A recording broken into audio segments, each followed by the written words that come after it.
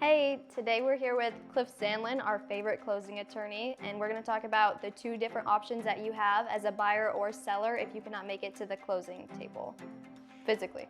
So Lexy, as we talked about before, typically in Georgia, a buyer and seller come to the closing table to buy and sell the house. And so we have both parties there. But what happens when either the buyer or the seller can't physically make it to closing? And really you have two options. The first option is called a power of attorney. A power of attorney just appoints somebody to sign on your behalf. Now, if you're a seller, you can sign that power of attorney to appoint either a friend, a relative, to sign on your behalf if you can't make it.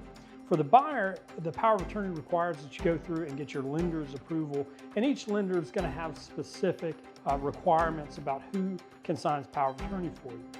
The other option that you have, if you can't physically make it to closing, is called a mail-away closing, and that's where we physically send you the documents, you sign them wherever you are, and then physically send the documents back. Now normally that occurs a day or two ahead of the closing date, so that way we can get all the signed documents back in time for the actual closing.